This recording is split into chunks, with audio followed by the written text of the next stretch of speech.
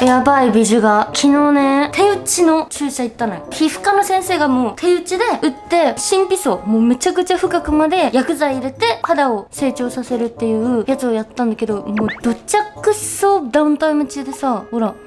すごいでしょ。でメイクしちゃいけなくって24時間なんで、ちょっと美女がね最悪なんだけど、すられませんなんですけど、インスタグラムの質問コーナーを昨日返してたんだけど、待ってめっちゃこれ撮りたいって思ってブワーって今思いついちゃって回してんだけど、で今何してるかっていうと、ペコペコ家事をやってるんですよ。ペコペコ家事っていうのは部屋の掃除を空腹状態でやるっていう。家事もね、部屋の掃除ももう立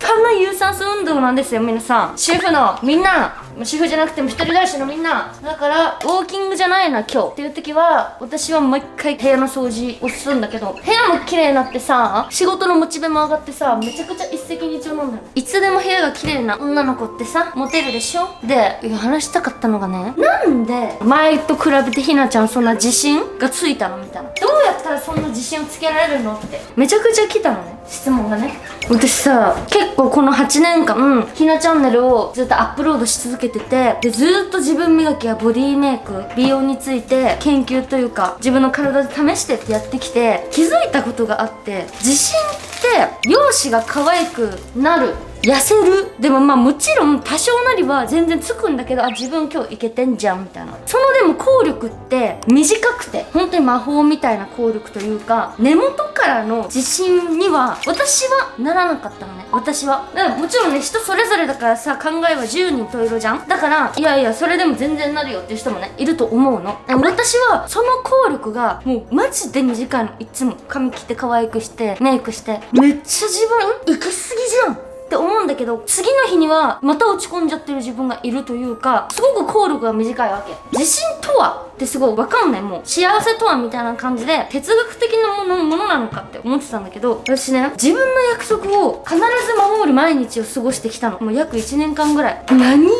効力の高い自信がついたのね。それにプラスアルファ自分を大切にできるっていう大切なものもついてきたの。自分の約束を守るとはっていうと、例えばね、私の約束守るはタスクを毎朝作るんだけど、1日のタスクそれを守るようにするとか、タスクの中でも1個は絶対に毎日守ろうとか、そういうなんか小さなね自分ルールみたいなのがあるじゃん。私だとペコペコウォーキング毎日絶対やろうとかね、そういうどんなに小さな約束でもいいのよ。私はねインフルエンサーやっちゃってるから Twitter だけは更新しようとかね、どんな小さなことでもいいんだけど、それを守り続けたら自己効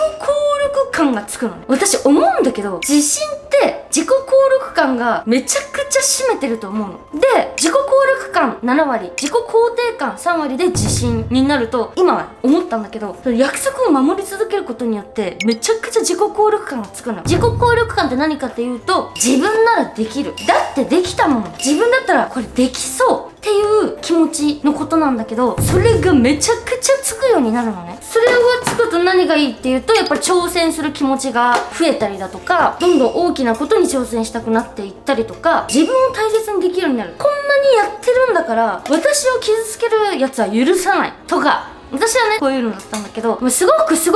く簡単な自分の身近なもので言うと、私結構昔から、物心ついた時からひなちゃんってめっちゃ変だねって言われてたの。本当に変すぎてやばいみたいな。それでいじめにもあった時もあるし、大人になっても言われんの。本当にカットひなって変みたいな、本当に変だよねみたいな。私結構これの一言で毎回ショック受けてたの。自分って変なんだ、もしかしたら自分って普通じゃないから病気なのかなとか、もしかしたら脳の障害があるのかなとか思ってたの、ずーっと。もう本当にだから自信がどんどんそれの一言でなくなっちゃってたし、だけどこの自分との約束を守り続けたこの1年間、自己肯定感が上がった1年間。自己肯定感っていうのは自分を許すことだね。ダメな自分でも許してあげたりとか、自分を許せることだと私は思ってるんだけど、最近同じような仕事してる子たちと飲んだの。やっぱり言われるわけよ。カトヒナってやっぱ変だねみたいな。いつもはうわ私変なんだ、嫌だなって、変だからなんかこうなのかなとかさ、すっごい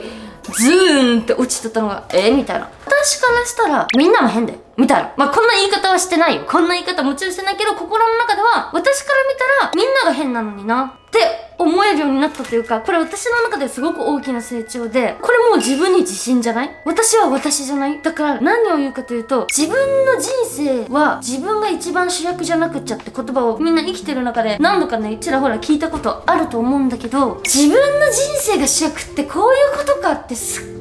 ごいなんかうわーってアドレナリンバーって出たんだけどさ、自分の人生主役とはっていうのがちょっと見つかったんだよね。さっきのがそうじゃん。いや私からしたらみんなが変だよ。なんでみんなはこう思うんだろうとかも思うし、なんでこうしないんだろうとかも思うし、どうしてこれが大切って思うんだろうとか、人の言葉で自分の人生がひびが割れなくなった、自分の人生の道がすごく頑丈になったというか、でこれで私は自信ってこれじゃないみたいな。しかも私からしたらなんで人の人生を否定するような言葉を簡単に言えるんだろうってめちゃくちゃ思うのよ。私だったらそんなことしないのにって。私だったらみんなの歩んできた人生をすごいなって、そういう考え方もあるんだ、私も真似してみようとか、私も参考にして取り入れてみようとか、素晴らしいなって思うの。その考え方ができて変なんて思わないのよ。そんなとこに気づけてすごいって私だったら思うのに、この人たちはなんで人の歩んできた人生を変って一言でまとめられるんだろうってめちゃくちゃ思うのね。だから私からしたらそれが変なのよ。変な人って思うの。人のこと傷つけて何がしたいんだろうって思うわけ。変って言われた側はそんなすぐ何十年も歩んできた人生変えられないわけじゃん。過去も変えられないし、今からドカって変えるのもその人じゃなくなるしね、もうそもそも。